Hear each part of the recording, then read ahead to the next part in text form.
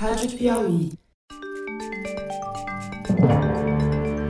Opa, eu sou José Roberto de Toledo e este é o Luz no Fim da Quarentena, uma produção da revista Piauí. Infectamos o canal do Foro de Teresina para discutir pesquisas científicas que ajudam a atravessar o túnel em que a pandemia nos meteu. A suspensão da terceira fase de testes da vacina contra o SARS-CoV-2 pelo laboratório AstraZeneca e pela Universidade de Oxford demonstrou como as promessas de vacinação em massa a partir de janeiro são precipitadas e até eleitoreiras. Mas o fato de os pesquisadores terem suspendido o teste mostra um compromisso com a segurança da vacina que é tranquilizador. Nesse caso, é muito melhor o cuidado do que a pressa. Fernando Reinach explica por que isso foi necessário e quais as implicações dessa suspensão para a gente ter acesso a uma vacina contra a Covid-19 no futuro. Fernando Reinach, vamos falar hoje sobre vacinas, mais especificamente sobre a vacina de Oxford/AstraZeneca, que parou a sua fase 3 de testes depois de anunciar que um dos pacientes que estava sendo testado teve uma reação negativa. Eles não especificaram oficialmente qual foi essa reação, mas que obrigou-os a parar os testes. Primeiro vamos falar então sobre como funciona essa fase 3, para que ela serve, vamos rememorar essa parte e por que para o teste. Você pega na fase 2, eles testaram essa vacina da AstraZeneca em mais ou menos 1.000 pessoas, enquanto que as outras vacinas testaram em centenas ou algumas dezenas de pessoas. A AstraZeneca testou em 1.000 pessoas e nessas 1.000 pessoas ela tinha visto que ela não sabe se a vacina funciona ou não, mas ela viu que ela tem efeitos muito leves. A pessoa tem uma dor no braço, tem uma febrinha no lugar que injeta, toma uma aspirina, resolve, etc. Aparentemente foi um grupo grande para uma fase 2, mas nenhuma doença com incidência menor do que 1 por 1.000 apareceu. Exatamente, né? Aí você tem 2 objetivos. Um é saber se a pessoa protege mesmo, e aí no fim você vai ver se as pessoas que tomaram a vacina pegam ou não pegam a doença, né? Isso é a análise final.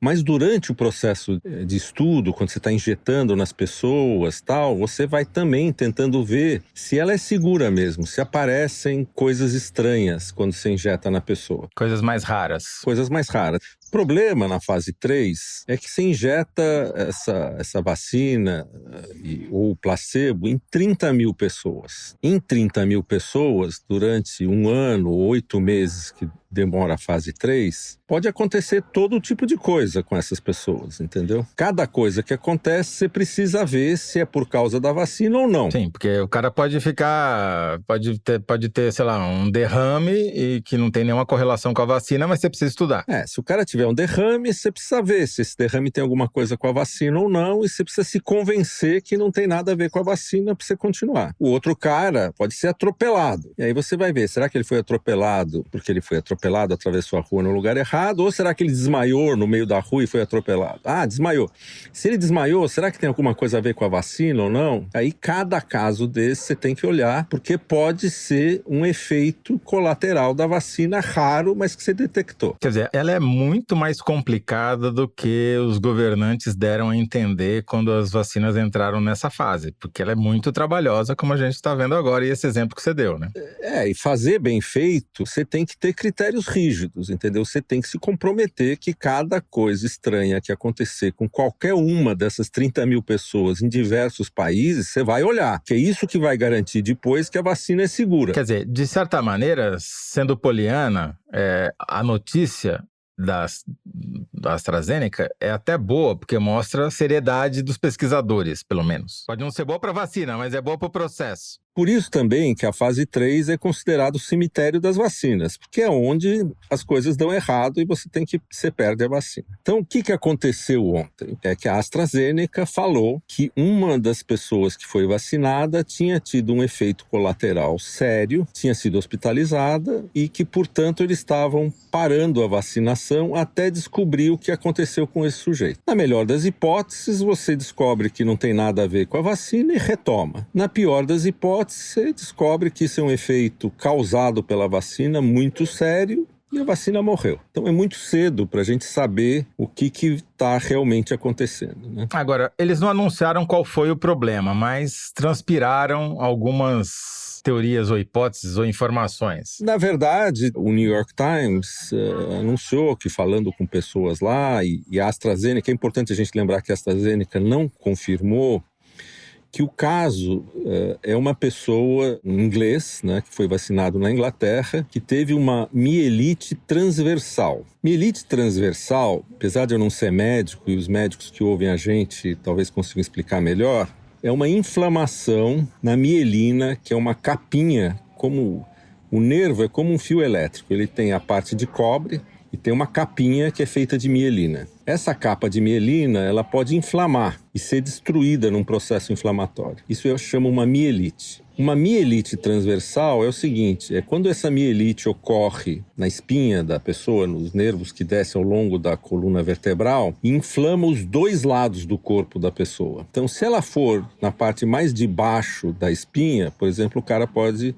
ou ter paralisia parcial das pernas, ou pode ter dor. Se ela for mais em cima, os braços podem também sofrer. Então, é uma coisa relativamente séria, rara, e parece que é isso que esse paciente teve. E por que isso poderia uma reação com a vacina? O que tem a ver a mielite com a vacina?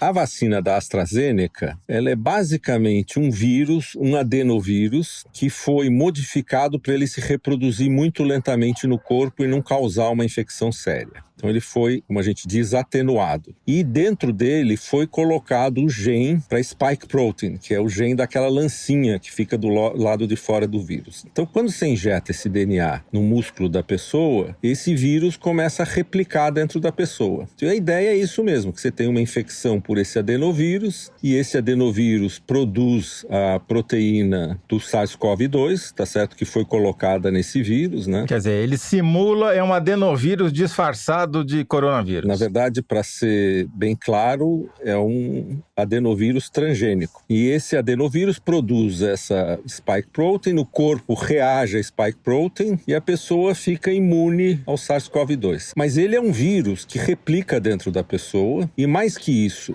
para ter uma reação maior contra esse vírus e o sistema imune realmente reagir, eles usam um adenovírus de chimpanzé. Então, é um adenovírus de chimpanzé, então não é um adenovírus humano, com um gene da spike protein do SARS-CoV-2 que é injetado em você e começa a se reproduzir. E você escolhe de chimpanzé? Se você pusesse um vírus humano, o que poderia acontecer é que o corpo fala, não, esse vírus é um adenovírus humano, já estou acostumado com ele, não vou fazer reação imune. Então você põe um vírus de chimpanzé para o sistema imune falar, olha, isso aqui é um vírus de chimpanzé, isso aqui não é uma coisa que eu nunca vi na minha vida, então vamos fazer uma resposta imune. O que tem nesse vírus? Ah, tem essa spike protein aqui, vamos fazer um monte de anticorpos para a gente liquidar com esse vírus. E o sistema imune sai feito um louco fazendo esses anticorpos, e é assim que a vacina funciona. Bom, o que isso tem a ver com a mielite transversal que, teoricamente, essa pessoa teve? As mielites transversais, elas têm várias causas, mas uma das causas dessa inflamação é exatamente infecções virais, tá certo? Então, infecções virais causam mielite.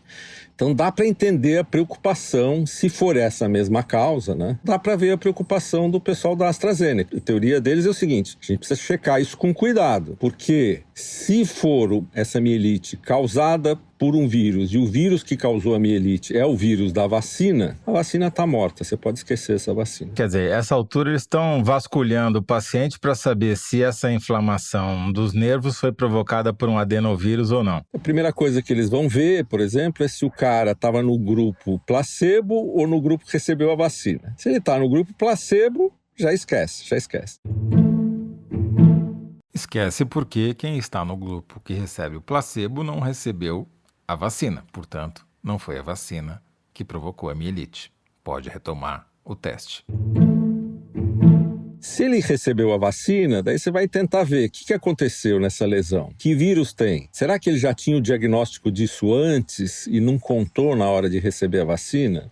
Será que depois que recebeu a vacina ele não pegou uma outra doença qualquer e você vai achar essa outra doença e vai ver que a mielite transversal dele é causada por outra doença? Se for ter sido causada por outra doença e conseguirem demonstrar isso, também não tem problema nenhum, volta ao trial. Então tem que parar para você investigar com cuidado esse caso. Porque o que você não quer é descobrir, depois que você continua a vacinar mais pessoas, um segundo caso, um terceiro caso. Esse pessoal da Oxford e da AstraZeneca é sério. Teve o primeiro caso, vamos parar, vamos investigar. Então, o que acontece? A investigação pode ser super rápida, entendeu? Ela pode levar 2 dias. Você descobrir que o cara já tinha isso antes, descobrir que foi um outro vírus. Ou que tomou placebo e não tomou a vacina. E a coisa volta e daqui 2 dias o projeto está andando de novo.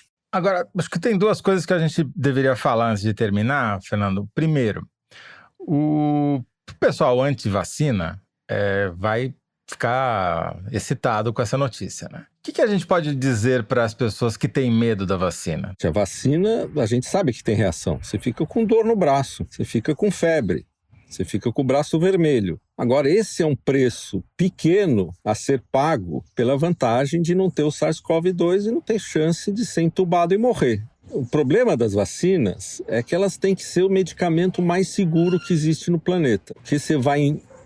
teoricamente, se tudo der certo, nós vamos injetar essa vacina em 7 bilhões de pessoas. E daí tudo que é raro fica comum, né? Em 7 bilhões. Por isso também que os clinical trials são tão grandes. Quando você fala, é um remédio novo contra câncer. Bom, o sujeito, você está em fase terminal do câncer, ele não tem muito a perder em tomar esse remédio. E se o remédio tiver efeitos colaterais horríveis, o teu oncologista vai falar, é isso mesmo, mas essa é a tua chance...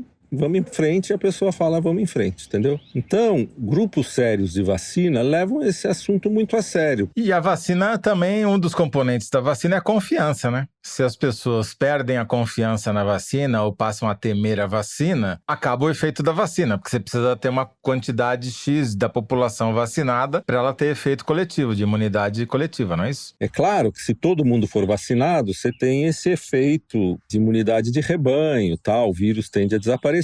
Mas, se ninguém for vacinado, quem for vacinado vai ter essa vantagem sempre. Sempre, se a vacina for boa, vai ter essa vantagem. Então, eu acho que agora vai depender dessa investigação que eles vão fazer. Agora, só como contraponto, Fernando, por coincidência, nessa guerra das vacinas, a Sinovac, que é uma das empresas chinesas que também está fazendo fase 3 no Brasil, assim como a AstraZeneca, divulgou um press release dizendo que na fase 2... Ou seja, eles já estão na fase 3 há muito tempo, vêm soltar dados por coincidência justamente no dia que a AstraZeneca faz esse anúncio, dizendo que a vacina deles na fase 2 mostrou sinais de ser absolutamente segura para idosos. Não, o que eles esqueceram de dizer é que a AstraZeneca testou mais de 1.000 pessoas na fase 2 e eles não chegaram a testar, acho que 2, 3 centenas de pessoas, né? Então, agora, quer dizer, todo esse processo de produção de vacina... Como é que é a fase 3, os cuidados que tem que ter, sempre passaram totalmente despercebidos da população. Só fica sabendo pelo jornal, vai ter uma vacina nova contra tal coisa. A vacina está pronta, já está nos postos de saúde, pode tomar. Mas, na verdade, agora as pessoas estão... Por causa dessa pandemia, todo mundo está entendendo quão sério é fazer uma vacina. E um outro efeito que eu acho que é importante, as pessoas entenderem que você politizar isso aí e usar isso para eleger Trump, para fazer campanha para Bolsonaro, para governador do estado. Não, vamos vacinar em janeiro. Entendeu? E é irresponsável, entendeu? Porque, na verdade, se você quer ter uma vacina segura, você tem que seguir esses protocolos, entendeu? E eu, pessoalmente, estou feliz deles terem parado.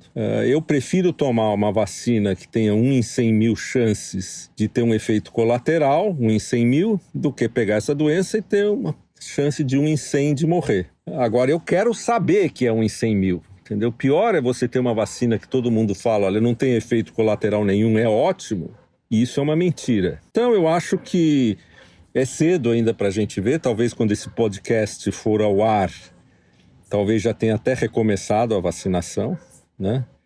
Ou talvez daqui uma semana, 2 semanas, eles falam, olha, essa vacina é inaceitável, porque realmente nós achamos tal, e a vacina morreu. Ou seja, a única conclusão certa é que não dá para você criar falsas expectativas anunciando uma coisa para depois de amanhã, quando você sabe que o processo para chegar lá é muito complexo e sujeito a chuvas e trovoadas, como esse caso demonstrou. Nesse caso específico da vacina do coronavírus, as pessoas vão tomar porque confiam, porque pela primeira vez, provavelmente uma parte da população vai entender mesmo como é que é feita uma vacina. Muito bom, Fernando Rainer, muito obrigado mais uma vez e até a próxima luz. Tá bom, Toledo, obrigado, tchau.